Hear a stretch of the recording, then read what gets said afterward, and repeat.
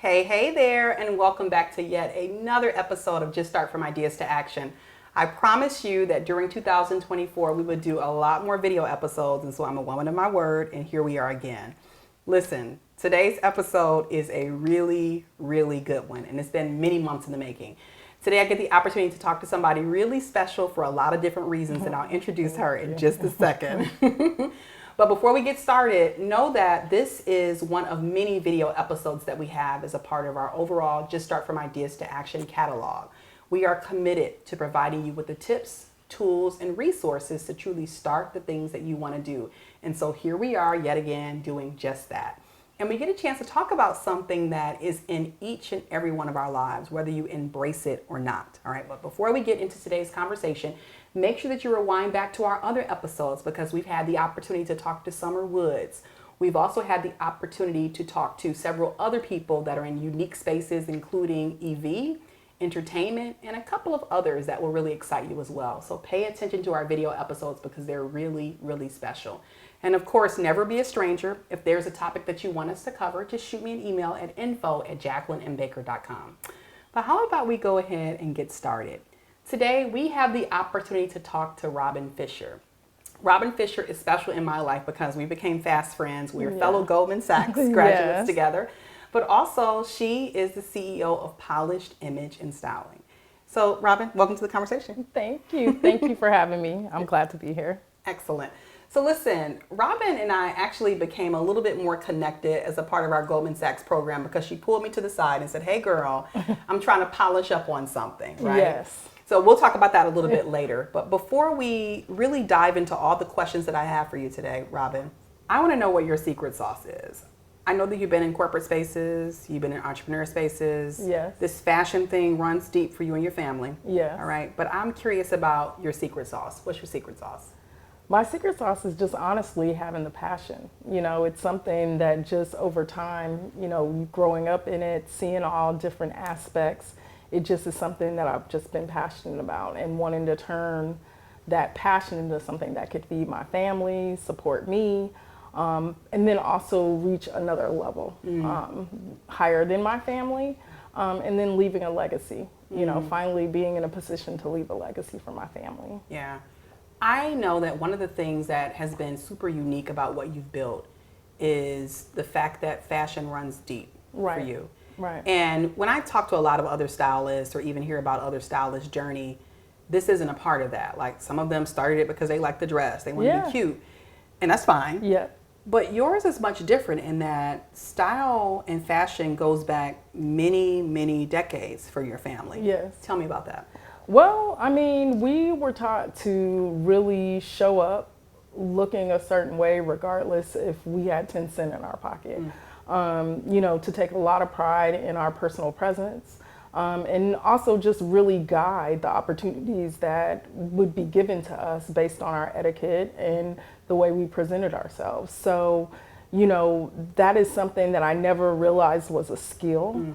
But I do contribute it honestly to the success I had, you know, transitioning from a sales clerk in San Francisco on Union Square into the corporate offices, you know, and being hired even before I graduated college, you know, my senior year. It really is about presentation and it's a way of communication. And so I think that for me, learning and having the skill to teach other people how to harness that and take it into their control is just a gift that I have that I like to share. I know you have some little ones or big ones, Yes. right? You have kids. I have both. I have both. In thinking about legacy, of course, the baton's been passed to you in traditional and untraditional ways. Yes. Do you think the baton will be passed on? Like, what's absolutely? Okay. Absolutely. So, you know, even as, you know, I'm in my going on 16th year of business. I started my company when my twins, who are now 16, were babies. So they were with me when I was filing for the LLC down at the courthouse. They've been with me when my company were doing, you know, photo shoots for editorial magazines. They've been with me working in New York and San Francisco, and even photo shoots now. You know, they'll assist They know a lot about my business. Now, is it something that they want to take over the day to day? No, not necessarily. But I'm positioning the business to grow into something that a CEO can take over and they manage. So my boys are very business savvy. You know, I have one in college that's already directing me how it should be structured. And so I'm taking the free advice because he's very bright. But yeah, I think they understand also the legacy of it. And it's something that's important to them as well.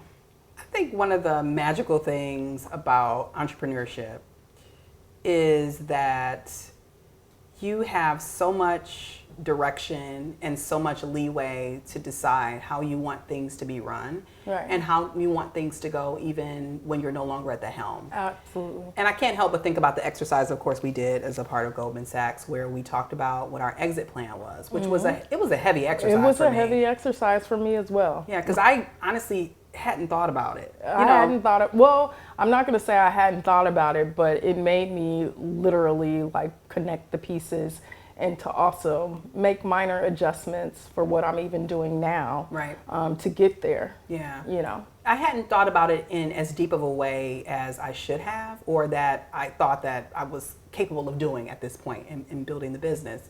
But I think that the awesome thing is that you can set the business up in a way that benefits the humans that you've brought into the world, right? Whether they are at the helm or whether they are the recipients of whatever it'll be in the future. And I think that's just so magical about entrepreneurship. Like, you have so many choices in how you choose to set things up. Yes. You know? Yeah. So that exercise just really just sat deep with me. Yeah. And I think even for people who have kids, of course you do and I don't, it's even a different opportunity that you provide them in terms of legacy. Yeah, and I think that, you know, I come from a long, long line of entrepreneurs. Like, I was taught to learn how to feed myself. You know, that was one of the things that was very important. And, you know, regardless, find your skill and monetize it, you know. But the education wasn't there of how to do it, you know. And now, you know, my generation, you know, I have an MBA, I've gone to Goldman Sachs, I have an undergrad in engineering. I mean, like, I have all of these things, right? And so I'm a different type of entrepreneur because of it, because I have the grassroots stuff that I've learned that honestly they can't teach you in a classroom. And then I have the corporate stuff, and then on top of that, the traditional education. So our ancestors didn't necessarily have that, you know? So for me, I have that, so there's no reason why I can't do it. Yeah. Of all the people that I have conversations with, the majority of the people are not from a long line of entrepreneurs. Most people are like, I figured it out, or I had this thing that I was curious about and I just got started with it. For you, considering that you come from a legacy of entrepreneurs, how has that benefited you, and how has that not benefited you? Right. It's benefited me because I create my own opportunity, you know, and I was raised to do that and have that mindset. So it's not something that I had to go read books about or find a guru to necessarily teach me. And I think that that is a true, true blessing. Because I know a lot of entrepreneurs aren't necessarily like that. And it really is about being resourceful. You know, I'm from Oakland, California, and just from what they call the concrete now, I guess. And, you know, it was one of those things that you either sank or you swim in that city at the time I was growing up. And so, you know, you either got in the street, you know, to get money, or you figured something else out. So I'm blessed that I was able to, you know, really be raised with that kind of mindset and be resourceful. Where it hasn't benefited me is that I've been wanting to start I knew even going into corporate, you know, getting opportunities to see the world in the fashion industry, just doing all the things, that I was always going to have to work for myself. Really? I'm a horrible employee. I get the job done, but I am like, I get disgruntled after a certain period of time. Like, I am not a person that should maintain anything. I'm a person that comes in, starts, makes it better, tweaks, and then hands it off, and then I go on to the next thing. And so, you know, in a corporate environment, it's routine, and I'm good at that till a certain point, and then I'm ready to move on. And that to me is the entrepreneurial spirit, to be honest. that level of clarity about yourself, isn't that like so freeing? Yeah. Where you're just like, hey, I'm not clear. just crazy. Right. I'm not just crazy. Okay, this is a thing. Yes. Yeah, this is a thing. And it's okay. Yeah. Right? Because there are other people that can pick up that ball Right. and carry the ball to the left, to the right, or Yeah. keep the ball going or repeat the process, and that don't gotta be me. Right. Right. Right. Yeah. Right. Right. Just a second ago, you started talking a little bit more about the corporate space and how you're a horrible employee, right? I would argue against that, but you've never been my employee, so I don't know for sure. Maybe you were, right? But it does make me think about the V word in terms of visibility. Right. Because whether you are within a corporate workspace or whether you are an entrepreneur, there comes a point when you have to decide, how visible do I want to be? Right. Right. We're starting to talk a lot more about visibility here on the Just Start From Ideas to Action podcast, Right. because it's required in order for you to grow often. It's not just, oh, I'm smart or Right. I'm good at something. If nobody knows that you're good at it and you don't have visibility, then like, who are you talking to? Right. Or how is your work really being elevated? Or are the people that you want to see your work actually seeing your work? So tell me about your visibility. When do you think, as a part of your corporate journey, I'll start there first, and even your entrepreneur journey, when did you start to give yourself permission to be more visible? Well, I've always given myself permission to be visible. I believe in showing up, and looking the part, regardless of where that is. And I've always believed in being appropriate. So I'm not the girl that's going to show up to the backyard barbecue looking like I'm going to the club, even as a young girl, So visibility wasn't necessarily my issue. I just don't crave attention, And I think that I've always been a cheerleader for other people. So even in the corporate space, I was guilty of letting other people take credit for my work. I didn't care as long as I saw the project, you know what I mean? And saw me, the please. success. Yeah, and the check. Right. Okay. But I never was big on titles and just, all this and that. I've always been very comfortable being in the background, and so I went to undergrad and I majored in engineering, and people always are very surprised because I speak, right? And I am social, but there is an extroverted part, to me. So the visibility for me is something that I struggled with a lot, honestly, because I just didn't think it was important. And it honestly wasn't until COVID that I realized that I was going to have to increase my visibility if I wanted my company to, really stay alive, because I didn't have access to the DC, New York, and San Francisco streets and networking events and all those kind of things. And, I started really using and leveraging social media. I rebranded. And I had to start getting comfortable with seeing myself. Like sometimes I'm like, oh my God, this is too much, Robin, But the maturity in me had to set in. That's when the mindset did have to set in. Like, girl, this is just a part of doing business, And so I grow with that. I'm still growing with it. Like, you won't find videos of me out. This might be the third video, you'll find. Happy about it, friends. Right? But it's just like, you just grow into comfort. And what I realized with me about visibility, as long as I'm ready, like my grandmother used to always say, if you stay ready, you don't have to get ready, and as long as I'm ready, it doesn't bother me, once I get over, like, just start. Yeah. You know what I mean? Yeah. I love what you just said about it's a part of doing business. Yeah. Because to be honest with you, if I had the choice right now to disengage from social, Right. If that was a choice, I might vote yes. Yeah. And I'm probably going to get a lot of hate messages about messages. this, but it's just another thing to manage along with It is. accounting and all the other things that you got to manage and run a business. But I think when you think of social, any new platform, right, is it going to help the business grow? Right. Versus like, do I got to be on TikTok and right. Snapchat No, you don't. and whatever else, right? You don't. And you don't necessarily have to be there unless it makes sense, relevant. Yes. right? And so I think when you start to think about visibility and showing up in certain spaces, especially as an entrepreneur, and even as a corporate professional too, but entrepreneurship as well, if you think of it in terms of this is just a part of doing business, I Yeah. think if to me it feels less painful. It feels less of I'm doing this because For the vanity. yes, Of it. Yeah. absolutely. Because I honestly love seeing my clients like on TV or in press or just walking down the street. I'm like, oh, she looks good. You know what I mean? So I'd rather be spending my time doing that, you know? Yeah. So it is a part of doing. It's just I just check it off the box in terms of my work. You know, things I have to get done every week. Yeah. Can we talk a bit about your process? Sure.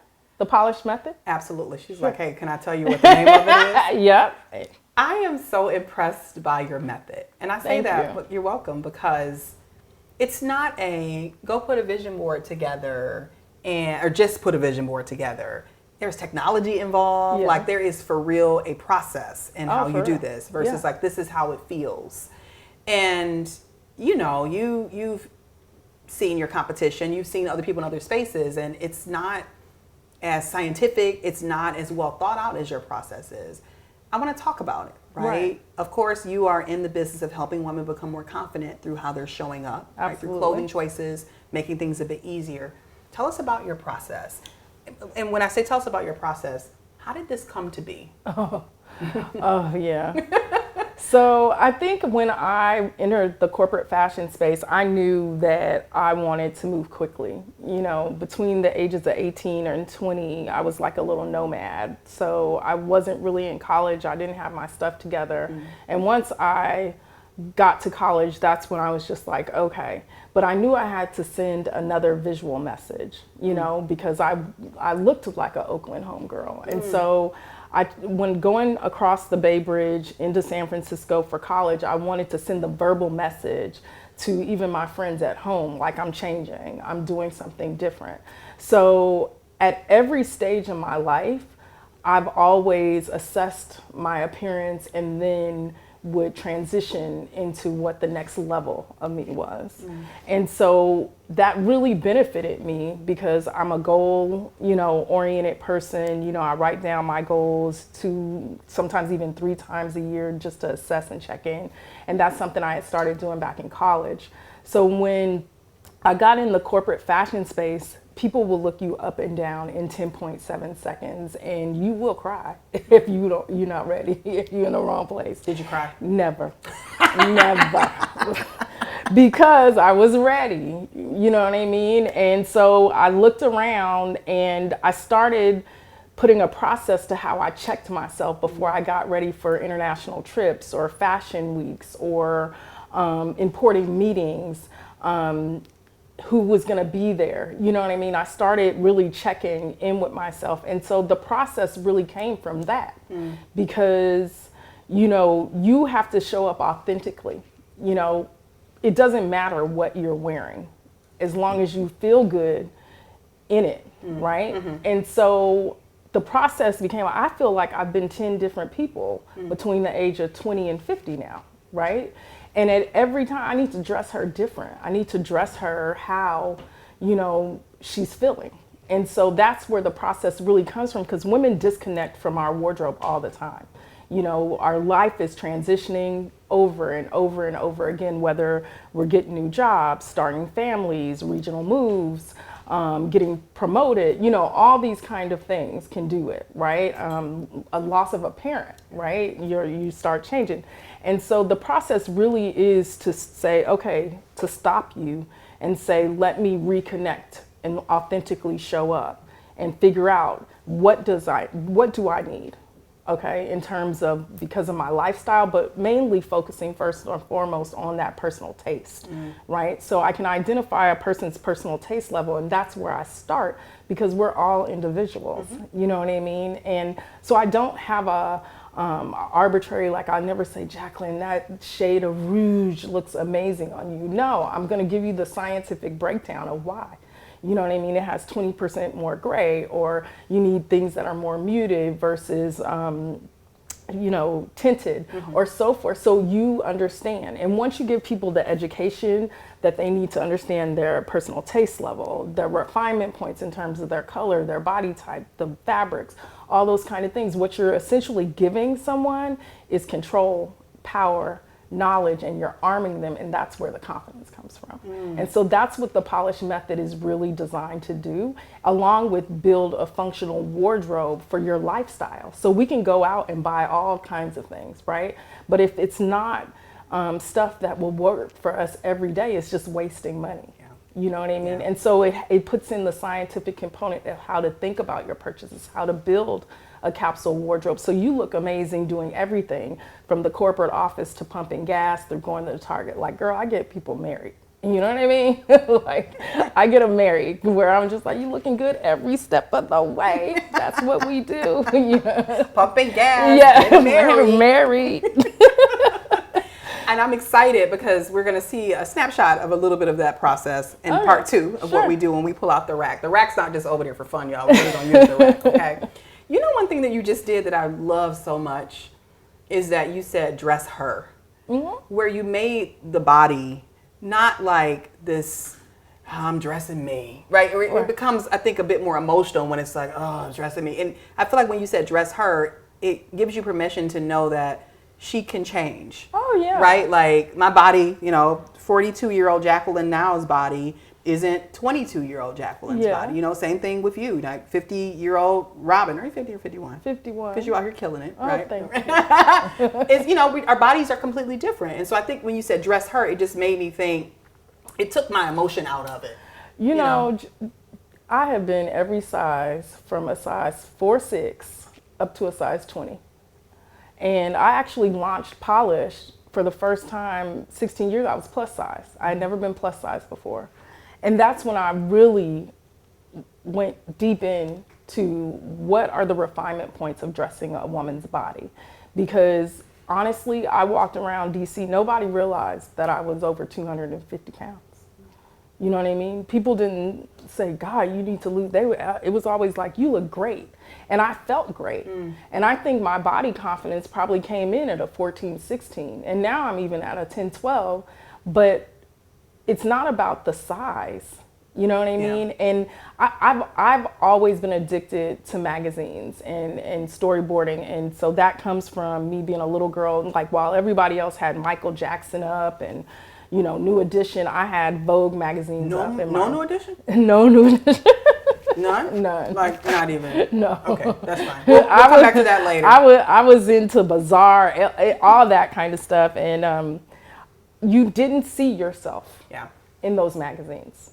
You barely saw, you didn't see brown girls as old as I am. They were coming around your time, right?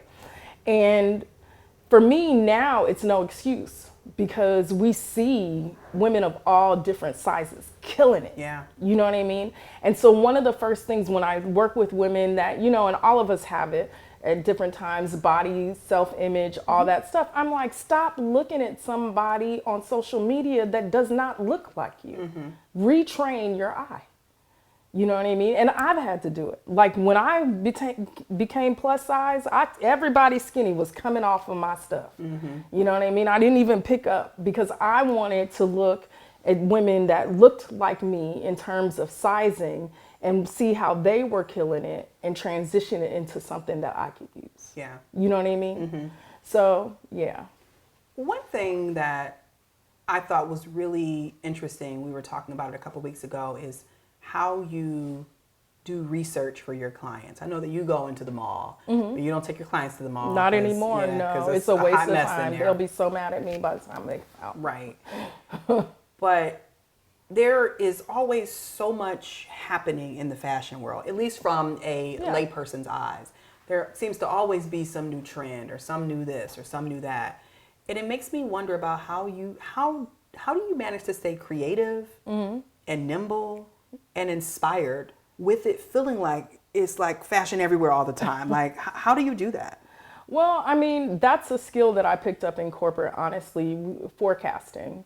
You know, I did that early in my career where, you know, we'd be on international sourcing trips and, you know, picking up concepts from Europe and all over the place. And then also every, you know, week they put a stack of fashion magazines on your desk from all over the world. So you were able to see what was happening and then really make the assessment based on what brand you were working for. you know, like just giving concepts. So that is something that I've translated over into my company. So I never stopped doing that because it actually is my hobby. Like even my husband will be on vacation. He's like, I thought you said we're working. I'm like, I'm just looking at magazines, you know, like it's just what I naturally do. So I keep that going the same systematic way. The only thing I had to do was adjust the timing. So for me, when I came out of corporate, I was probably a year and a half, 2 years ahead mentally of trends and all that stuff of the average consumer. And so it did take me a little while to find the right timing to start talking to customers about stuff, showing them right things, you know. I was notorious, even when I became an executive department store, for incorporating a trend too early because my eye was always looking towards Europe. You know what I mean? Yeah. So now I take those annual trips to Europe and I go just to get inspired, just to start training my eye. Try to service my clients at the highest possible level. And so that takes me also staying sharp. Let's talk about what that means. When you say that I service my clients at the highest possible level, what does that mean in your world? What that means is bringing them the best product, but first, once again, starting with the individuality. Like I don't even work with any client the same way. Now they all go through the polished method, but the way I even service them is different, you know? The way that I sort and curate their wardrobes is different. The way that I recommend, you know, how they show up, depending on what they're doing, is different, you know? So I have corporate executives and people that head nonprofits, and once they're doing a level up, they need to show up differently in their imagery, you know? So that's how I think. One thing that I want to make sure I touch on, because it is the world of so many people that are in the Just Start community, is the transition. Right. You have been in the engineering space. You have, of course, been in the fashion space within a corporate capacity, and of course, entrepreneur now. For so many people that are in spaces and want to be in a different space, they have a hard time thinking, well, how can I flip this thought process around engineering into what I want to do in the creative space? To be fair, I was an engineer in the fashion space. Okay. So yeah. Okay. So, but still. Right. Still. Okay. Oh, you mean like flipping from industrial engineering into like executive buying? Yeah. Okay. Or even any of the things that were in the corporate space that now you're using in the entrepreneur space. Because what's happening, or what often happens, is somebody works a job and they think, okay, I've been working this job and I want to go do my own thing, but I don't know how to take any of these skills that I had from corporate, like how they apply to entrepreneurship. Gotcha. For you, was it always clear, like everything I'm doing here in corporate? No.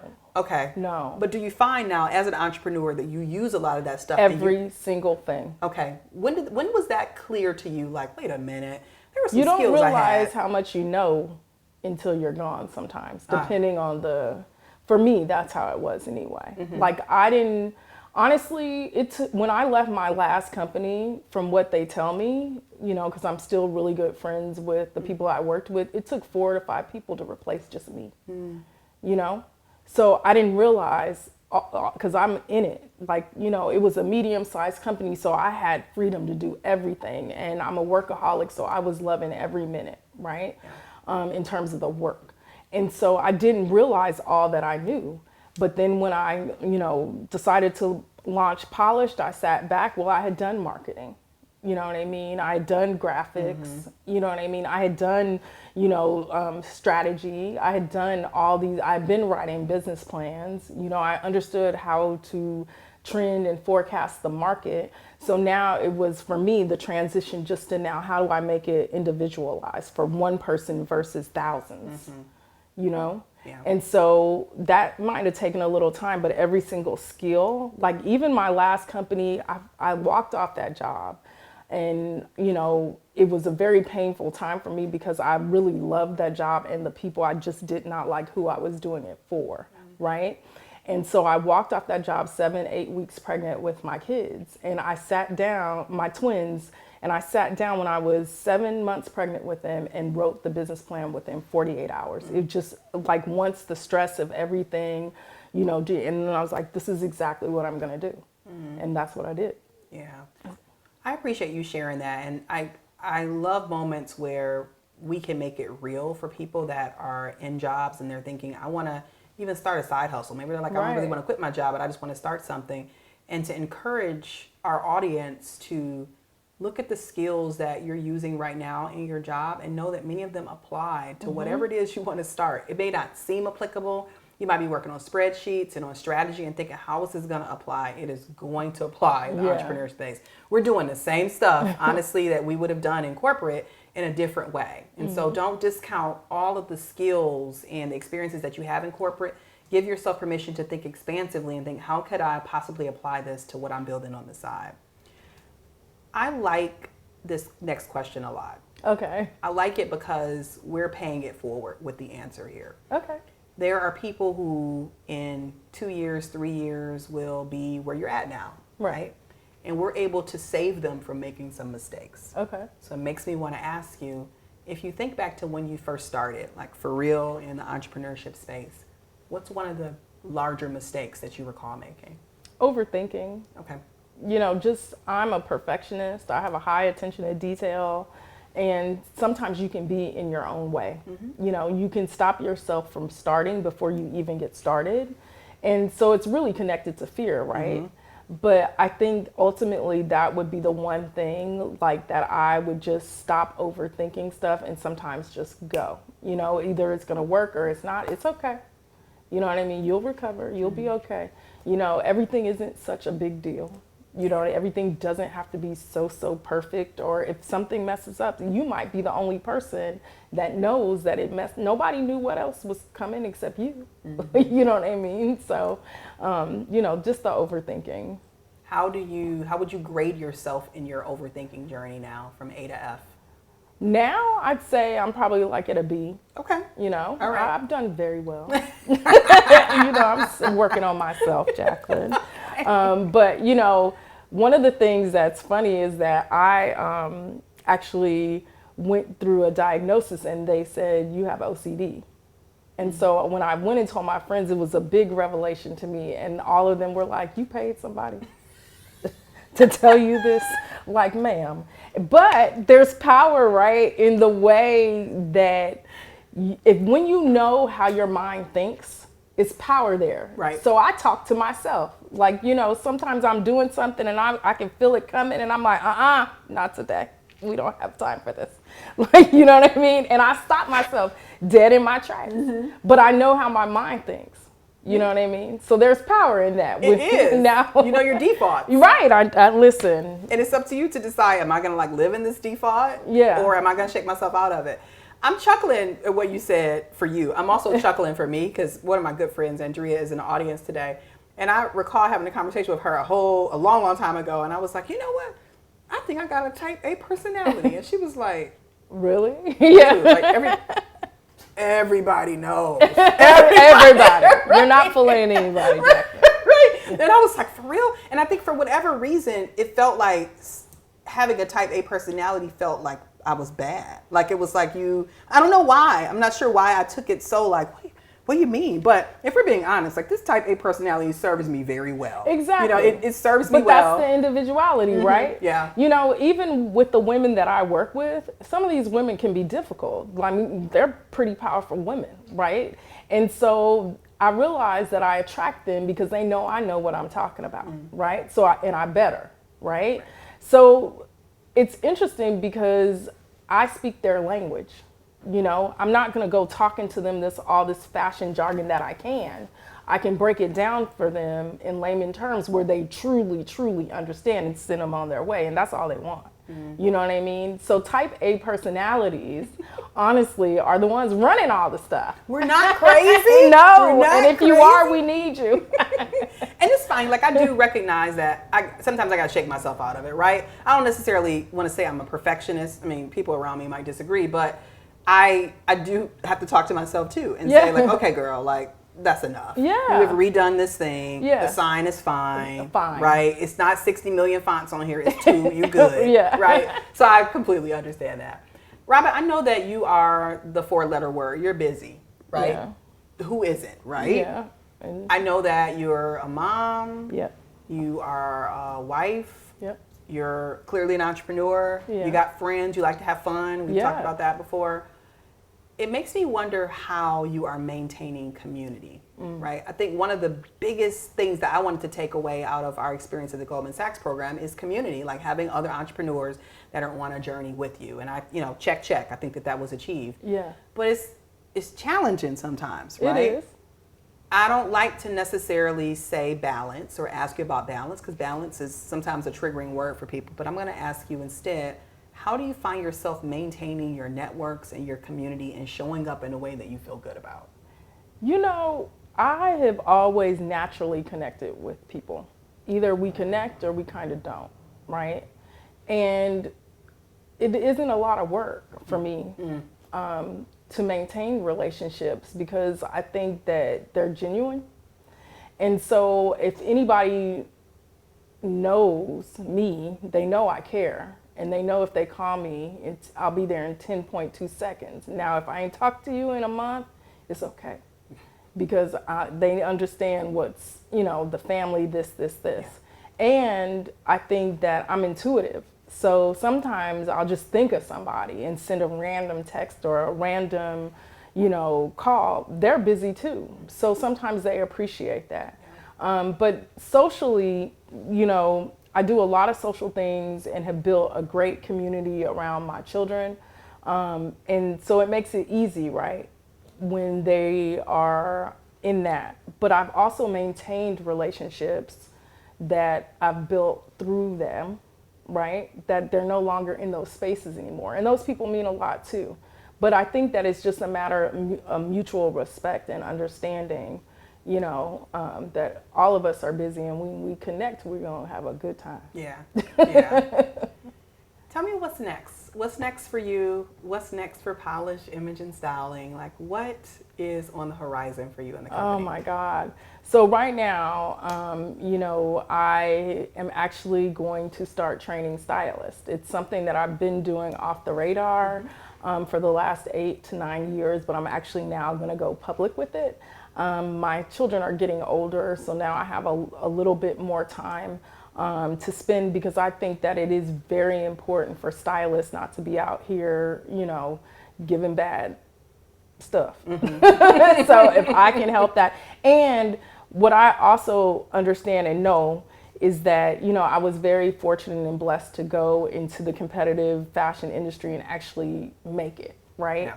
And so there's so much knowledge that I have between my family, that experience, and then also just training and certifying people in my method, where to get a confident stylist, that's different than dealing with somebody that's just kind of guessing, right? And so I'm really passionate about that, because I am getting a little older, but, I'm starting to, get my exit plan and stuff together. And I just want to leave people around with, good stuff. Yeah, I'm excited for you. Yeah, I'm excited about it. It's expanding the work you're already doing. Yeah. It's building leaders at the same time, yeah, right? Yeah. And even for some people that are thinking, I want to start in the styling space and I don't even know how to get started, it's literally like helping them just start their styling journey. Who knows where they'll be in 5 or 10 years. Yeah. But it is truly an opportunity to pour into others and allow them to go on their journey. Absolutely. And I mean, even, life coaches and professional leadership coaches, sometimes you need to add an extra arsenal, right? So I work with these coaches in conjunction all the time, but some of them have good taste. Some of them actually have an interest, you know what I mean? And so it will add an extra component to the services that they're already providing with a certification, because they know it works. That's it. I was actually looking through my my Rolodex of clients, and I was looking. I'm like, you just hit me with the Rolodex? Because not Rolodex in paper, but I was scrolling because I was looking for a client, and then I was like, oh my God, it was just hundreds of clients, and then that's when I just got real humble. Like, you have helped a lot of people. Yeah. So the fact that I can train another group of people, that it will just, keep going. Everybody should look good. Absolutely. Absolutely. And speaking of looking good, we've talked. Yes. And now, how about we take some action? Okay. I want to transition into part 2 of our conversation where we actually pull the clothing rack onto the scene. Okay. Talk about a little bit more about your method, Sure. your approach. Sure. And let some people see how you think a little bit further. Okay. Okay. All right. So how about we transition to part 2? Of course, it's always a pleasure to greet you and to make sure that you get this in-depth conversation from our guests. But it's time for us now to go to the clothing rack. We will be right back. All right, y'all. Welcome back. Welcome back, Robin. Thank you. Time for some fun. We get a chance to talk about clothes. You all know whenever we do video episodes, the second half is usually rooted in something that is entertainment or it's rooted in some action. And so, of course, we got to bring clothing rack out. Like that would be like total disservice to this conversation. And I think we're going to start this second part with just a transparent moment. Sure. I often get asked, like, where do you shop? What's your style? And to be honest with you, audience, and Robin, and live audience, I just dress how I feel. Like, I don't really have any type of systematic, I'm doing this, or I'm doing that, or I picked up a couple pounds, or this. I just get up, and I'm like, okay, I feel this way, so I pick this. Right. And a lot of times people see my outfits, they don't match, right? But the stuff just sort of kind of works. I dress completely how I feel. But I will say that sometimes I have a hard time picking things, which is a challenge in my world, because often I may need to be on a stage or on camera, and I need to focus on the content and the people, Right. and not the clothes. And so I just want to take this selfish moment and ask, like, how can I start to think differently or operate differently so that the process can be easier for me? Like, Sure. How do I get started, Robin? Sure. So, I mean, one of the things I've had the privilege of seeing you dress. So if I had to make an assessment without, having you go through my testing, I would say that the majority of your style personality is definitely artistic. Artistic? Would y'all agree? So artistic people are very highly creative people, okay? And so they can do a lot of things that the average person can't, and they're highly expressive. So if they wake up in the morning and they're having a good morning, you'll see it, right? They'll be dressed to the nines. If they wake up and they barely are getting out of the bed, then literally you'll see that too. This is actually sort of true. Because I can one day look like, yeah, girl, and the next day be like, that's hot trash. Right. Because I might feel like that, right? Right. And so artistic people are, at the core of them, they're creative. So they're going to want to play with color, prints, patterns. They might actually be into a period. So, where they might be into the 70s, and you'll see them, really translate that through their whole look. A lot of times they'll have problems getting rid of things because they always feel like they're going to need it or it's going to come back, okay? Because essentially what they are curators.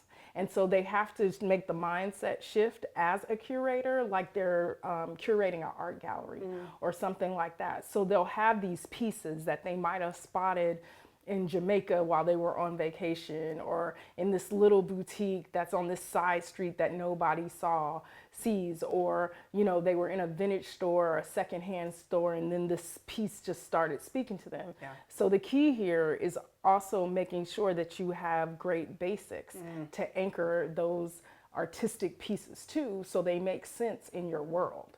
So, depending on who you're speaking, where you're speaking, you can have something very artistic on, but you need to anchor it in something that's classic, timeless, and that really gives the impact if it's a more conservative crowd, right? Or if it's, a more artistic crowd or more free-flowing crowd, you just need to know, like, that's who you're speaking to. So you dress for your audience. I love the basic conversation, right? Because when I hear the basics, I hear mix and match, right? Throw something, add something to it. But that's not naturally going to be how you are. Okay. For you, naturally, you have to wake up and say, how am I feeling today? Like, what do I feel like rocking? Yeah. And then you pick that piece and then you anchor that piece or those pieces in some basic elements of fashion that will make sense. For a lot of my artistic clients, I always recommend that they pre-hang their clothes. On my website, you can download the weekly wardrobe planning worksheet. And so, for women that have to look great because they are under high visibility, they're leading, teams and organizations, they need to they don't have time for the, oh, I wasn't feeling it this Right, morning, right. Yeah. So they pre-hang, and so basically that worksheet will help you say, what do I have going on this week, and dictate, how you want to show up, right? Yeah. But I always tell my artistic people to have 5 to 7 items hanging at all times. I mean, outfits. For choice. Well, not even choice, but for those mornings that you wake up and you ain't feeling it. Okay.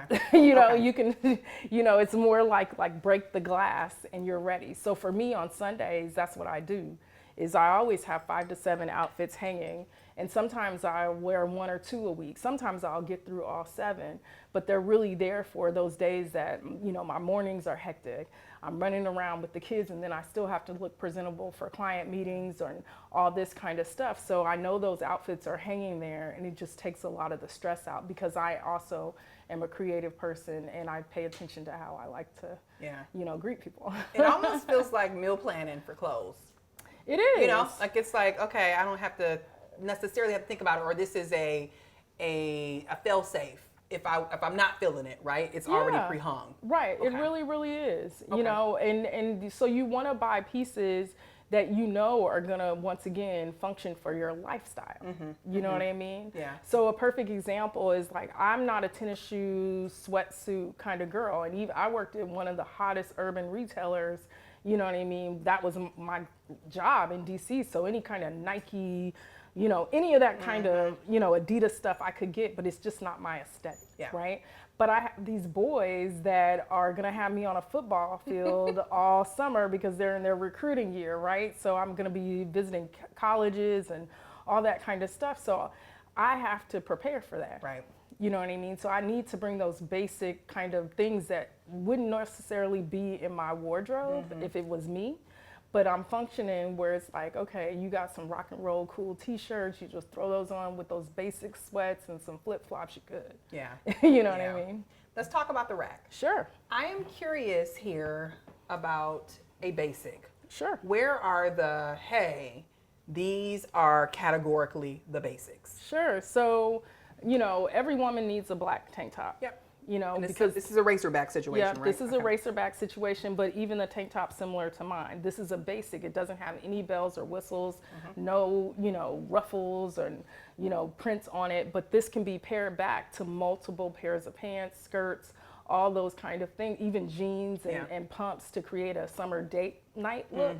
And then even throwing accessories on to pump that up. But that's a basic. So it's going to function in multiple places. When we talk about basics, do you feel like basics can be purchased from anywhere, or are you like, hey, you really want to invest in a quality basic because you're going to use it so much? Yeah, so my ideology is that you buy the best basics that you can afford. So if it's out of Target, I don't care. Yeah. It really is a matter of, everybody can't wear the same fabrics. Right. So you can find different fabrics at every different price point, whether it be on a moderate level, a bridge level, or a luxury level. That's the first thing you should care about, and then the second thing, you just want to make sure you're getting things with no bells and whistles. So even like this black blazer, can be suited and booted. It can be paired back to jeans. It already has the ruching already in it. I see. Yeah. So it's perfect for the summer. Like even if you were, to pair it with this and then that, right?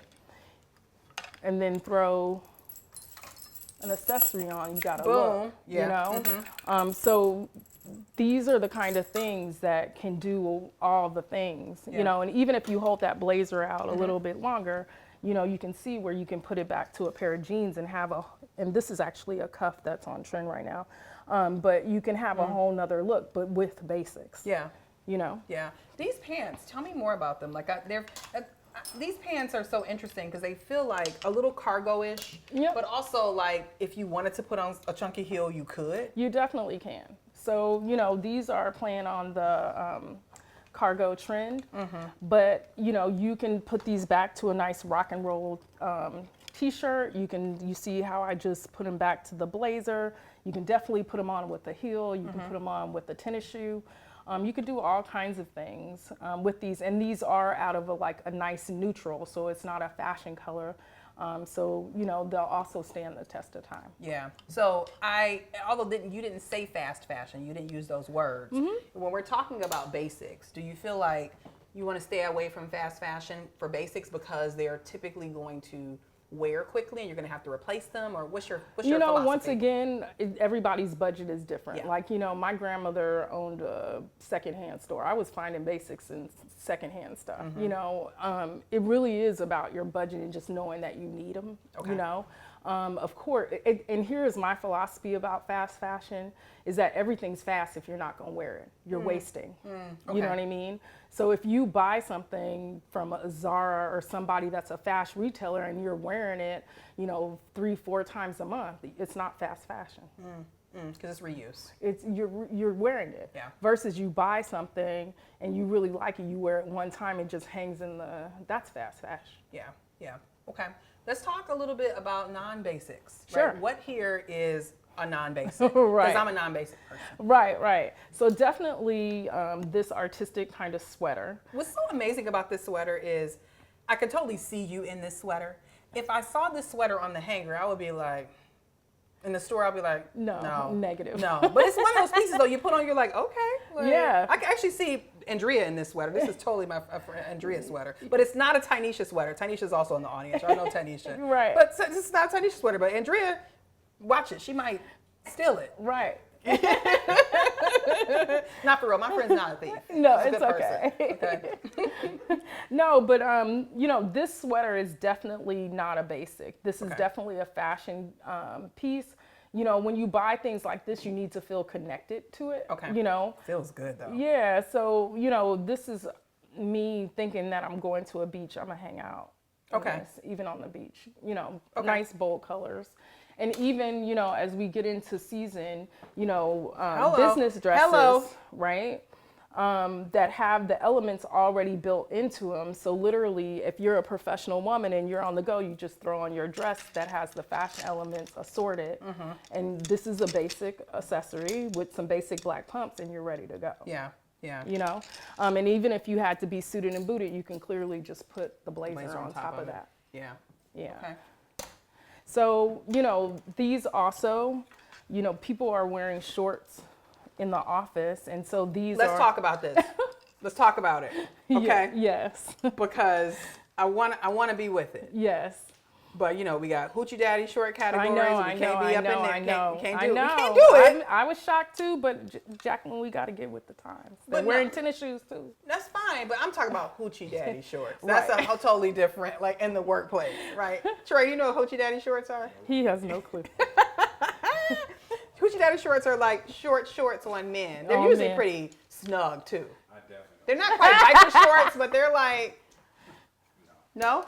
I don't, Troy. If I see you out in the street, Right. hoochie Troy's daddy like, shorts she on. brought those up. But I do like the idea Yeah. of, But even, women are wearing longer shorts, like the biker short trend is Yeah. in, but these are playing on that trend, but in a woven, so you could put a blazer on top of it, you know what I mean? And dress that up, This also is a form of a basic. Yeah. A denim shirt, so you can even see how I can pair that and have a whole nother kind of look and vibe. Yeah.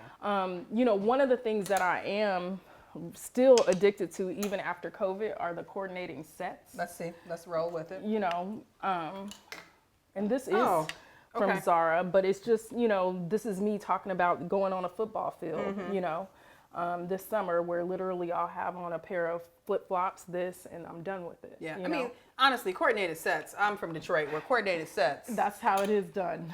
is what you do, right? Mark and I haven't gotten to the point of, my husband, for those of you who are not familiar with me talking about my husband, Mark, on the podcast, we haven't gotten to the point of matching coordinated sets, because Okay. that might be too far. Yeah. Right? But, coordinated That'd sets be are a taking it thing. back. That would be taking it Back.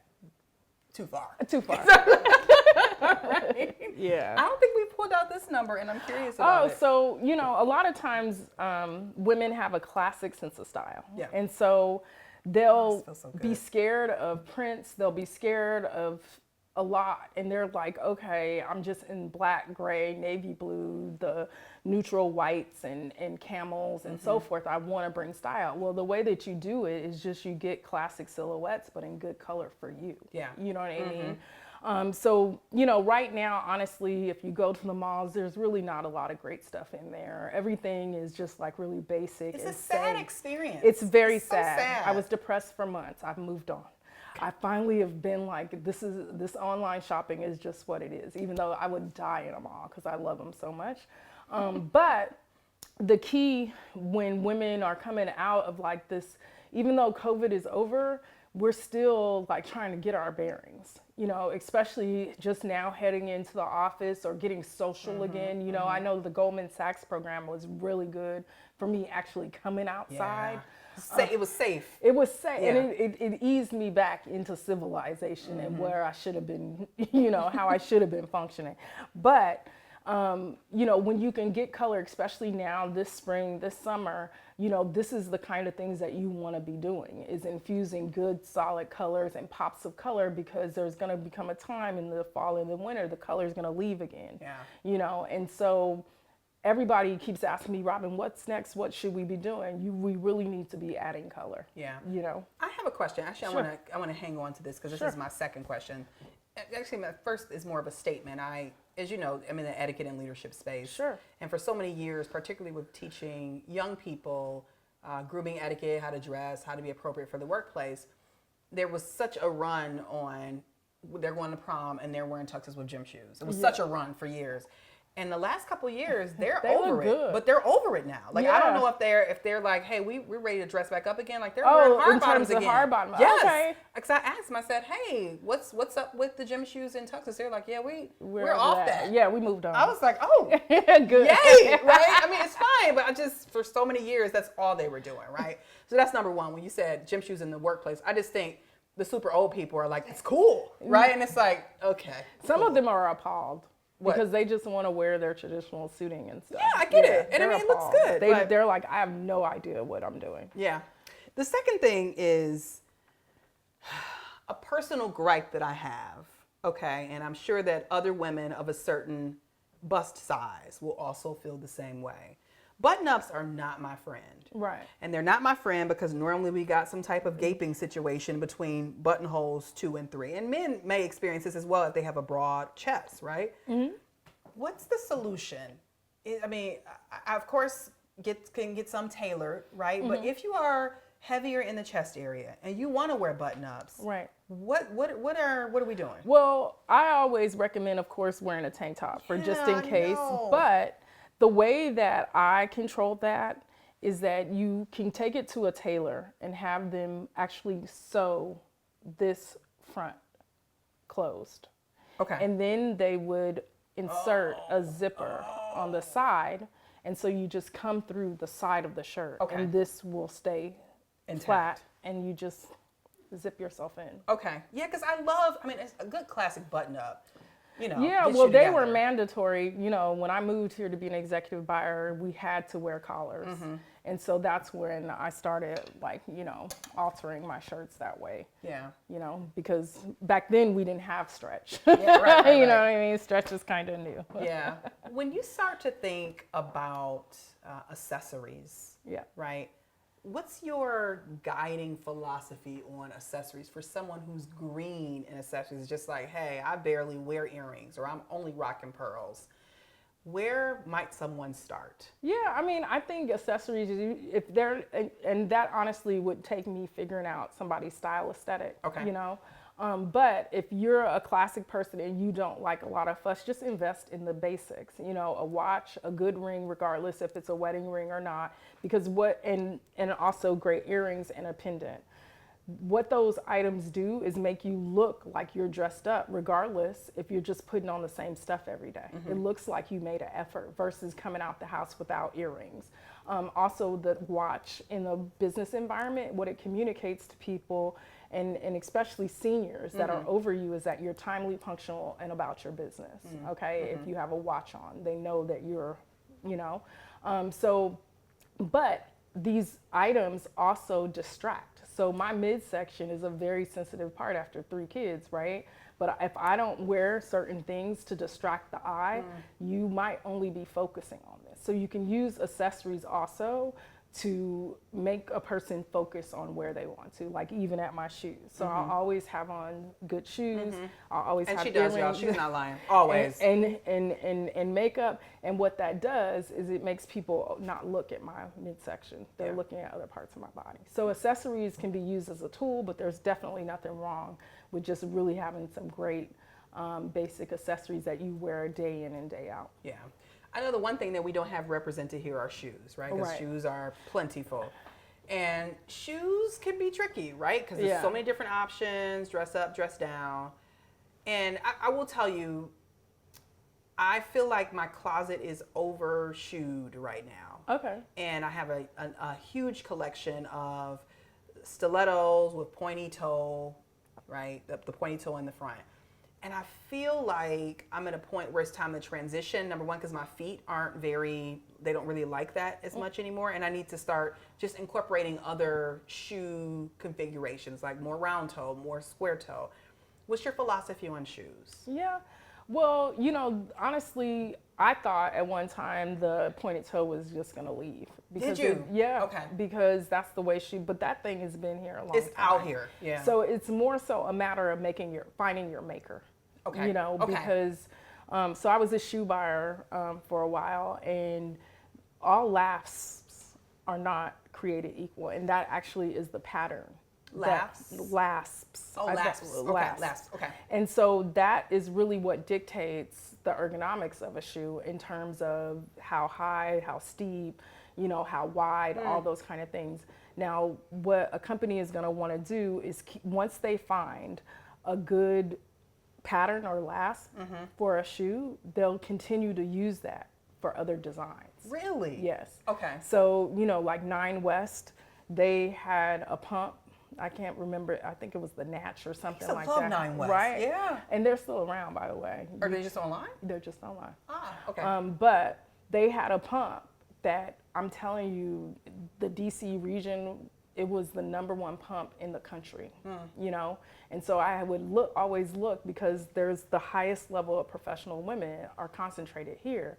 But these are the shoes, they would recolor them. There'd be 20 different colors that you can get of this one standard pointed toe pump. And it was honestly because of the fit. Wow. So I say don't necessarily say, no, I'm not wearing, pointed toe. You just need to find your maker. Yeah. And honestly, right now, shoes have gone up, and good quality shoes have gone up significantly in price. So just be prepared to pay $200, $250, for the shoe, for, a moderate type of shoe, where before it would be $100, $125. They've definitely doubled. Yeah, that totally makes sense with the maker. Like, I even know that for clothes. Like, for me, Calvin Klein dresses fit just very well on my body, which is super beneficial to know, because if I travel and something happens with luggage and I'm in a pinch, I can go anywhere and get a Calvin Klein dress and be good to go. Absolutely. Right? One of the last questions I wanted to ask is about the underrings. Right. And when I say the underrings, like, I even came to you with the challenge of how my dress was fitting on a prior Just Start episode, and I didn't really like it. And you were like, hey, maybe you want to think differently about the type of bra that you're wearing underneath. I'm all about a good bra. I'm all about investing in a good bra, right? I don't even want to say what's your philosophy, but like, how have you advised women as it relates to the undergarments to make the outer garments look good? Like, is that a part of your process as well? Oh, absolutely. Okay. Yeah, because it's really the foundation. Sure. Right? So, like I said, I'm sensitive about my midsection, and it's the same kind of process. So I found the maker that makes the boy shorts, which is a maiden form that I like, that gives me great coverage over my midsection. And then also the undergarments, women, our bras change all the time, should change every year because we're hormonal, right? But I did find the maker that cuts and the lift and everything, and I just stick with it, So, I'm not a big shapewear person, but I will wear a tank top. So I do have tank tops that I'll put on to just give me an extra layer of skin. If I'm wearing a fabric that's deficient in weight, that tank top takes care of that. So I feel supported as I'm wearing it, and the garment even flows different. Yeah. So depending on a woman's body, we do that analysis and we determine, what she needs to add, because it should really be like a 1, 2, 3. And the foundation of what you're wearing just gets better once, you're intact. Yeah. Robin, I have loved our time together. Thank you.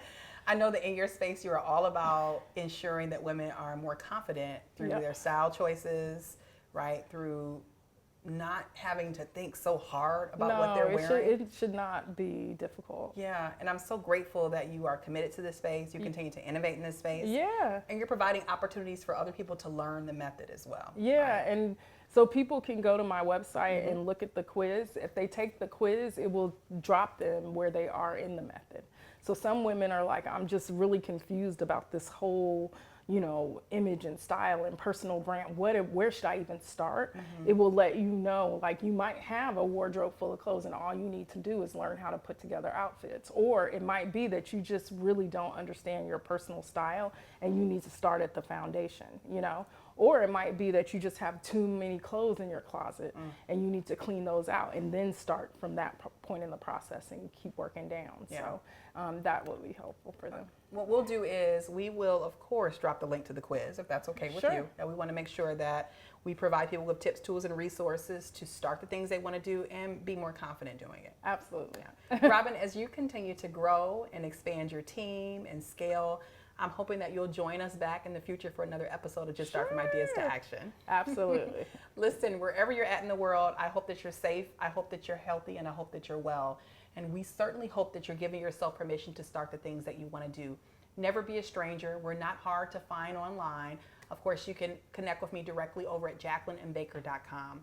I'm hoping that you continue to give yourself permission to start the things that you want to do. With entrepreneurs like Robin and so many other entrepreneurs and even corporate professionals that we bring here to talk about just starting, to talk about visibility, it's all very intentional to help you get the tips, tools, resources, and storytelling to start the things that you want to do.